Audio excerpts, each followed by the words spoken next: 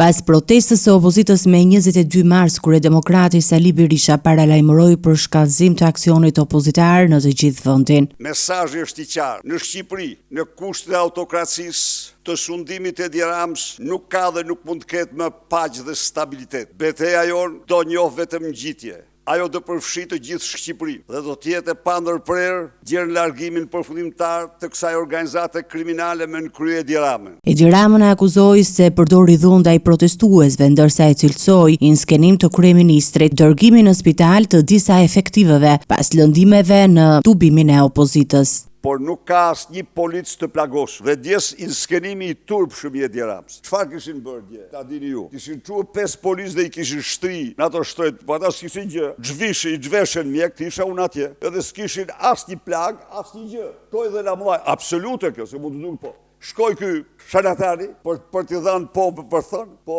dhe Rama u bë gati të nisej, u bëra unë gati të nisej të dëshmoja shqiptarëve që këta po mashtronin. Policë nuk qëndruan se s'donin të bëheshin kukulla në një skenar të turpshëm, s'kishin asnjë gjë. Shkova takova mjektjo, s'kisha asgjë të regjistruar. Berisha komentoi edhe reagimin e ambasadës gjermane, e cila dënon aktet e dhunës gjatë tubimit. Në kushtet e një grushti shteti janë të ligjshme të gjitha mjetet, por ne qëndrojmë tek mjetet paqësore. Por ne dhunet mërshme ndaj këtij populli është bllokimi i drejtësisë, ndaj për arrestimin e Lubi Ballukut për shkak të Edi Ramës. Por ne dhunet mërshme është mos arrestimi Linda Bashës, e implikuar këmbë kokë në aferën e Akshit. Por ne dhunet mërshme është lëvizja e lirë e Ergjys Agasit dhe thua dhe vizitat e tij në Surrel, për cilat duhet bëhet hetim. Këto janë dhunë të mërshme ndaj një populli, sepse janë dhunë ndaj ligjeve, ndaj kushtetutës, ndaj themeleve. Kryedemokrati gjithashtu reagoi ndaj kandidaturës së Ervin Salianit për kreun e ri të Partisë Demokratike, duke deklaruar se ai është vetë përjashtuar nga partia dhe nuk mund të rivalizojë në garë. I vetë përjashtuar është i vetë përjashtuar, nuk ndryshon asgjë. Tani pse e birson ky apo ai politikisht, këte apo atë, kjo s'është puna ime. Birsimet kanë ndodhur dhe ndodhin gjitha kohrat. I gëzofshin ata që birsojnë. Kaq është puna. E birsur, hiku mori fund.